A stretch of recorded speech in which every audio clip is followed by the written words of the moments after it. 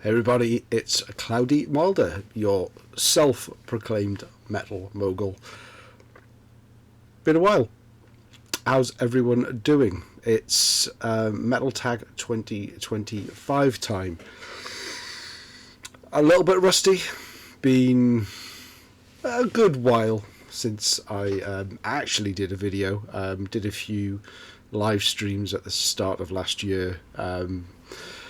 Before I took a bit of a break from this, and what better way than to potentially start up again with the metal tag. I did this as a live stream last year. I've decided to give it a proper job this time around, even though Marty and Alan, who put the questions together now, do theirs as a live stream, but it makes sense because they're a live stream channel.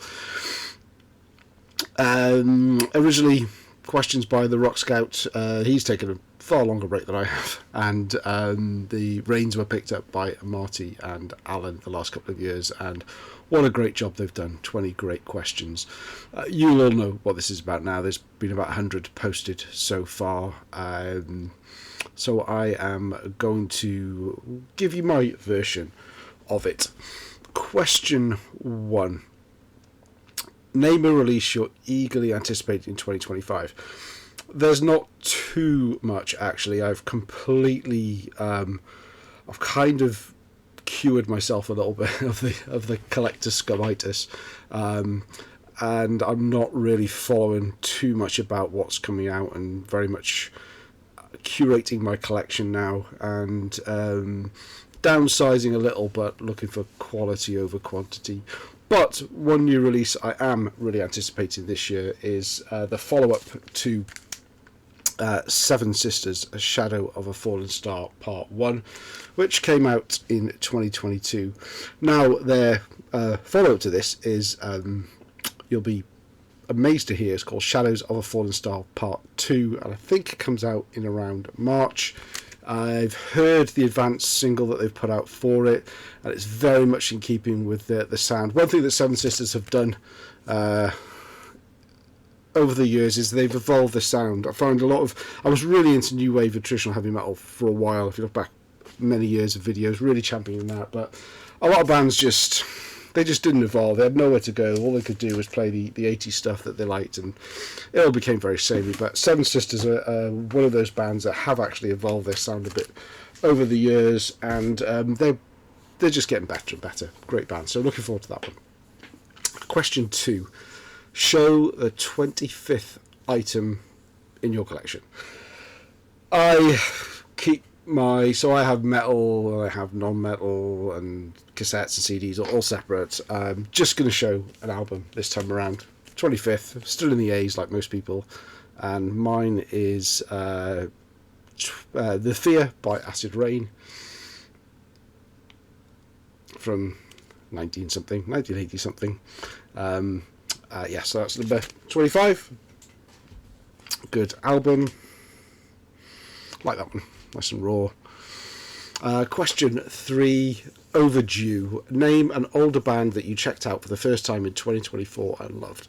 This is a band that I fell head over heels in over last year.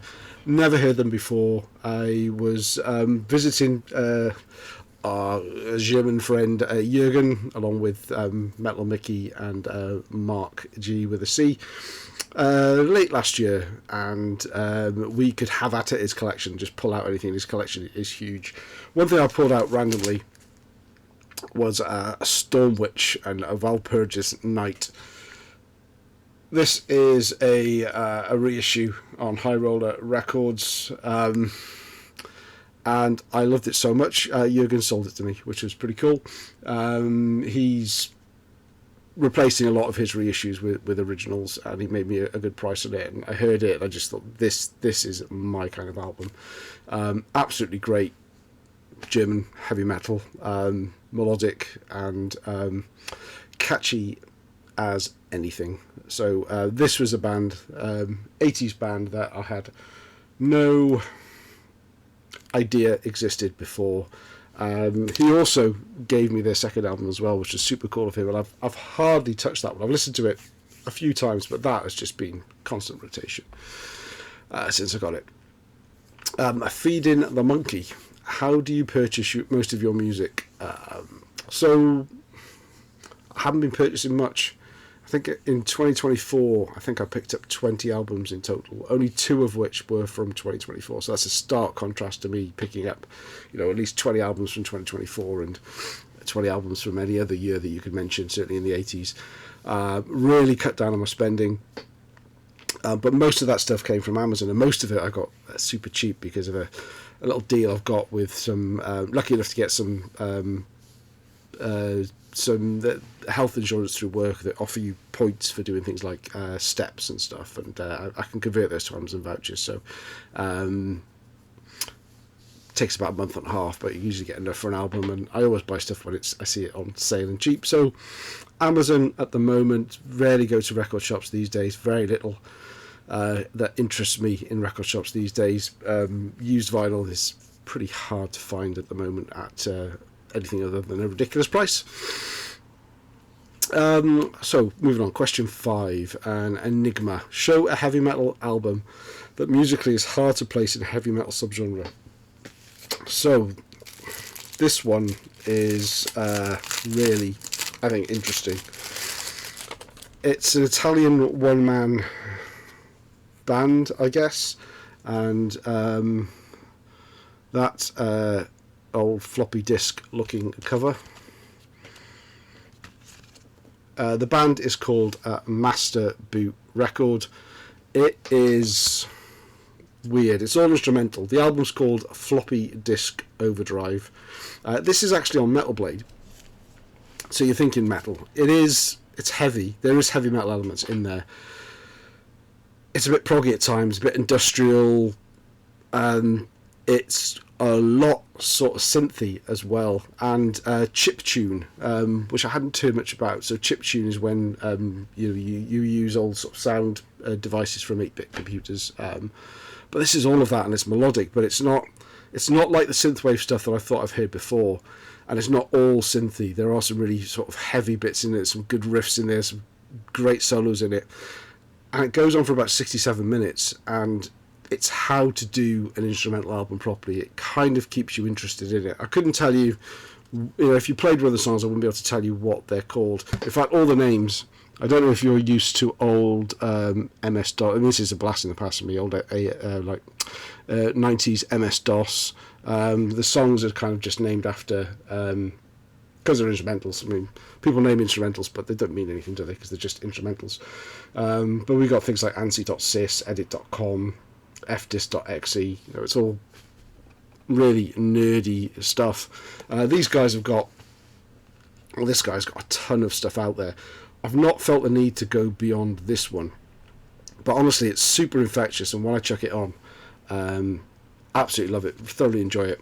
And that's again, Master Boot Record. Check them out on Bandcamp, but say it's Metal Blade, so you can get this stuff in other places as well.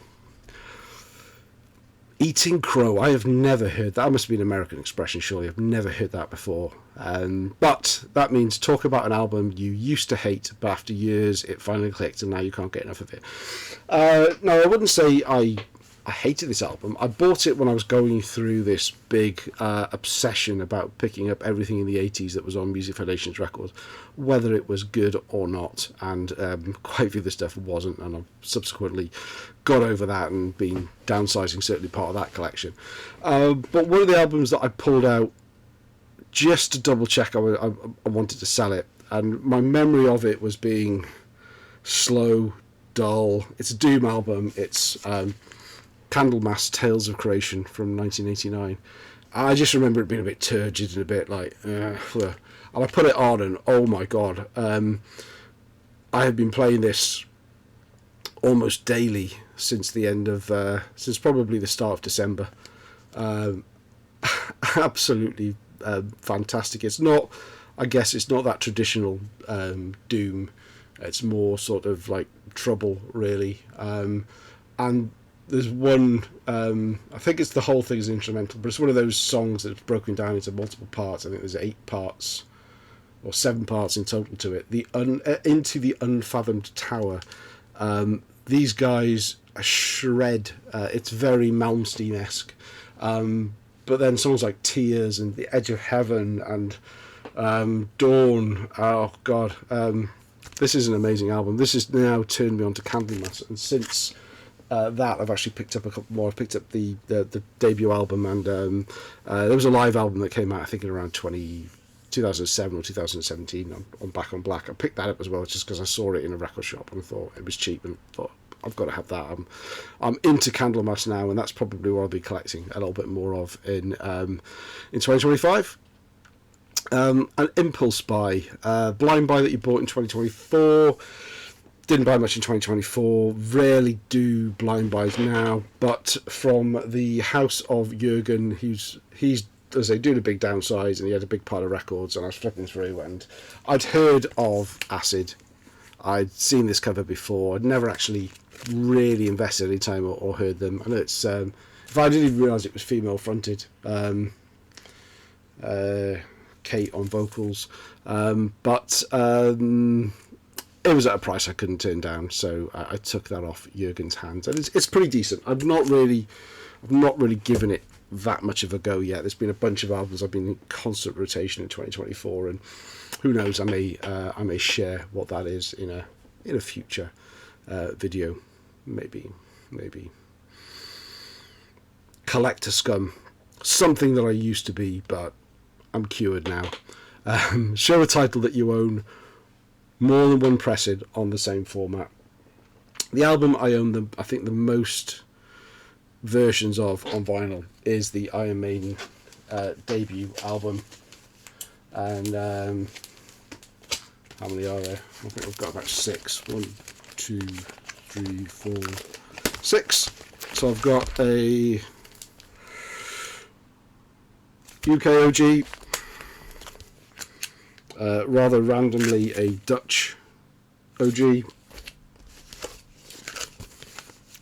US on Harvest, this was the first copy I bought when I started getting back into vinyl about 9 years ago. Before I really thought or knew that much about pressings and stuff, I thought I picked up this super cheap and I was patting myself on the back, but it turned out to be sort of like an 84, 85 Fame reissue. But it started my obsession with actually, no, I really do need an OG. This was the more recent reissue. What was it, 2015 maybe? Doesn't say on the back, but yeah. And then finally, I've not even opened this, but this is the 40th anniversary edition. I ended up buying 2 copies and selling one for double the price that I paid for them, so it was free basically. So yeah, that's Maiden. Can't have enough Maiden. I have got over that obsession now. I don't need any more copies of that one. I don't think so anyway. Show off a grail, something you really wanted that you had in 2024. Didn't pick up anything of that kind in 2024. I'm a lot more easygoing now. I'm not splurging, and I'm not constantly looking for things I don't have. If I come across something, I'm prepared to splash the cash. Then who knows? But no, I'm in a good place now with my collecting. For me, anyway. A plea to the VCLT gods. What is a grail item you're on the hunt for? Again, I'm not really looking out for anything. I'm certainly not calling out for the VCLT gods to everything. Certainly don't deserve it.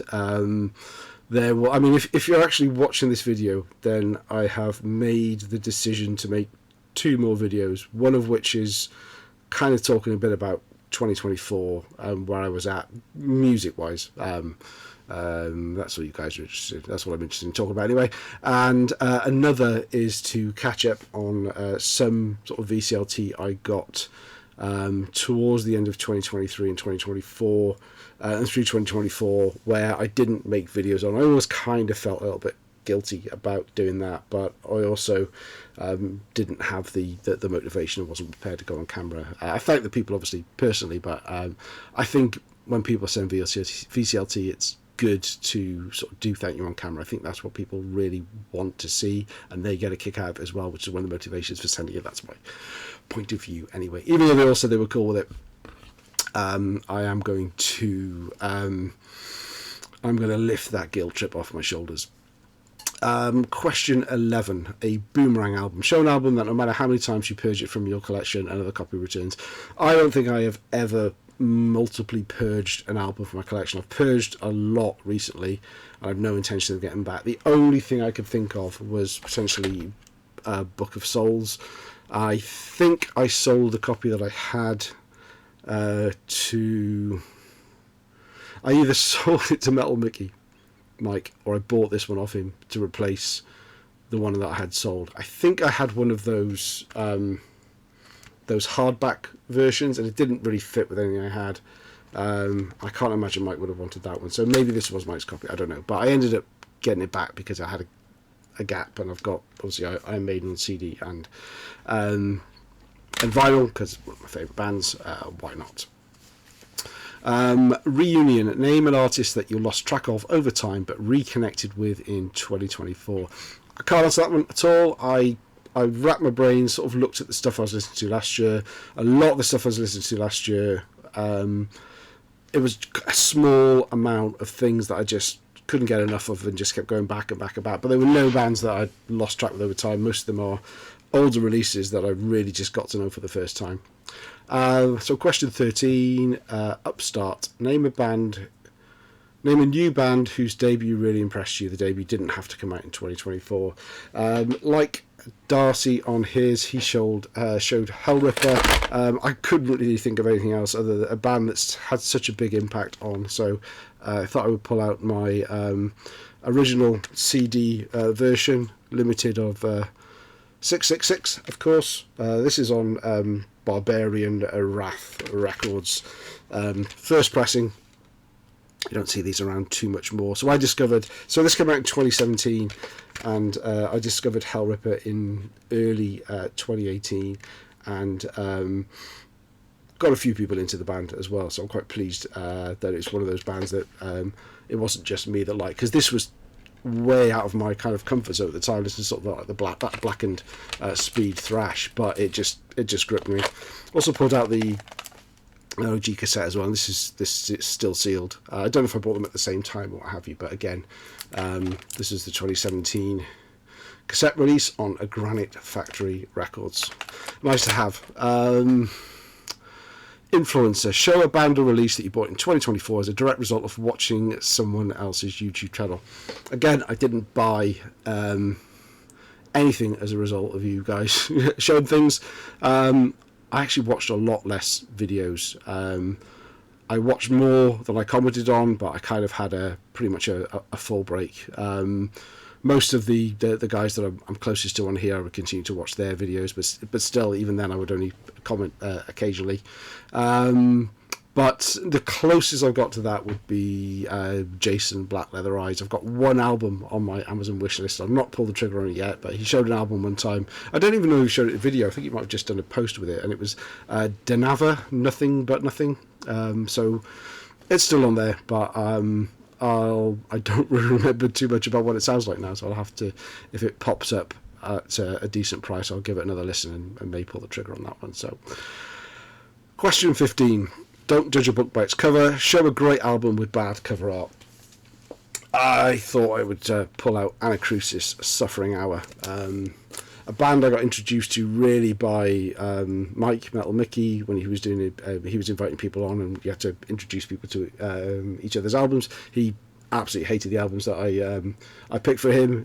He picked this one for me, and I thought it was fantastic, and I played it to death. And then I got a copy on as VCLT from Jim Davis soon after. But the cover doesn't make me want to play it. The cover just looks dull. It's an old church. It kind of reminds me of having to go to church, which is, I guess, that's the suffering hour. I'm to go to church for an hour when you're a kid and you don't want to go. But the album is superb. It's just, when I see that cover, I just think, oh, do I really want to play that? And I know the album's great, but the cover kind of doesn't pull me into it at all. I don't think it particularly matches the album either musically.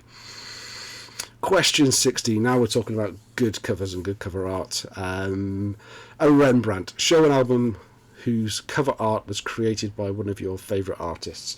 I don't really have that many favourite artists, but One artist that instantly recognisable with the cover art is Rodney Matthews, probably more famous for because he did so many Magnum covers, and I have all of those, but I thought I would pull out Diamond Head's Borrowed Time, because I think it's an absolutely superb cover, and instantly you look at that and you know that is Rodney Matthews art. Amazing stuff. Question 17, name an album you would like to see reissued on vinyl or CD. I guess on vinyl would be good. I struggled with this one really. Again, I'm just not looking out for stuff at the moment to think, oh, I would need that on a reissue because I can't get an original. But I do have this tape. Now this is a bootleg tape of a bootleg. I made the tape. It's a UK thrash band called War Dance and Short Sharp Shock. A fellow VCA Gray sent me the MP3 files, but I needed to have a physical copy, so I kind of found the images online and printed my own one off. This is the sort of it's better quality than a demo than you think with some of the demos, but if High Roller got their hands on it and they did their tricks to it and put that on vinyl, I would buy that in a shot. So that's War Dance, Short Sharp Shock. It's on YouTube, I believe, so I recommend having a listen to that, especially the song, what's it called?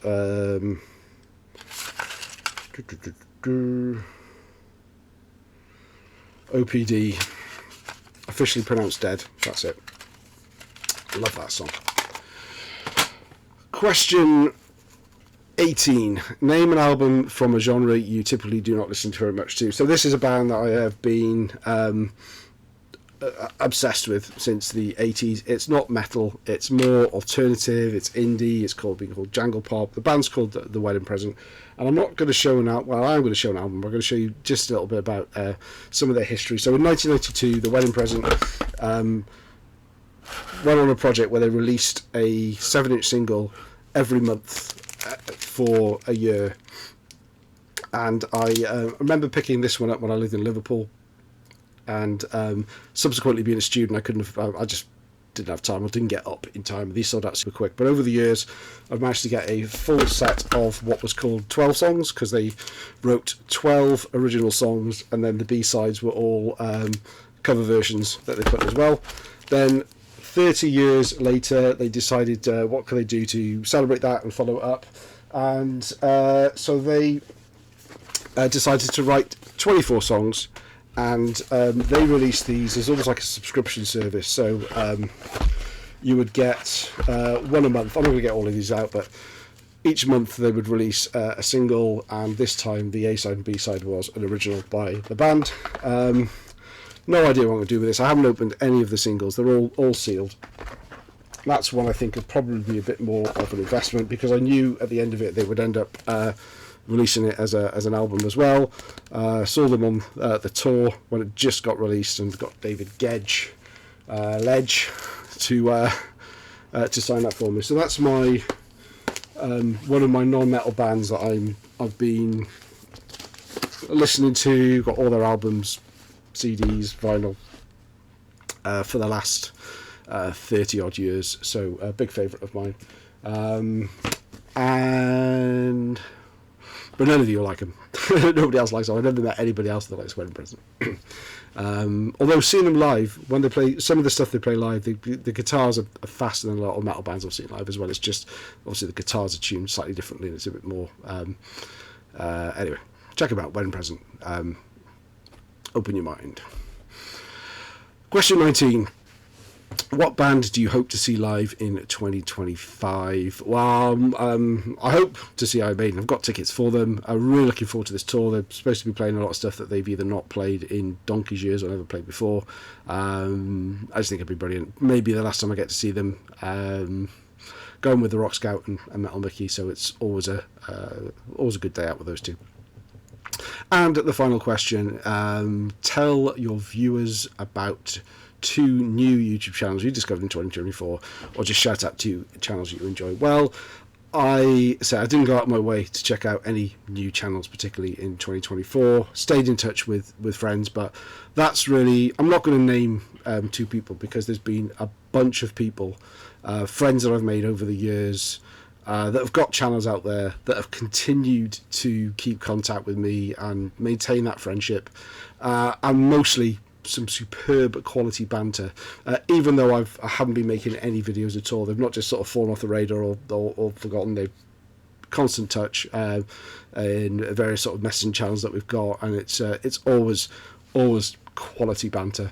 And basically, all of you channels out there that work hard on your content, you're happy with your content, you're happy with your lot, and you don't have a tantrum every time your video gets like 10 views less than the previous one, or nobody wished you a happy birthday or something, or other such ridiculousness stuff. So well done everyone out there. Keep up the good work, and this was fun. Maybe I'll do it again.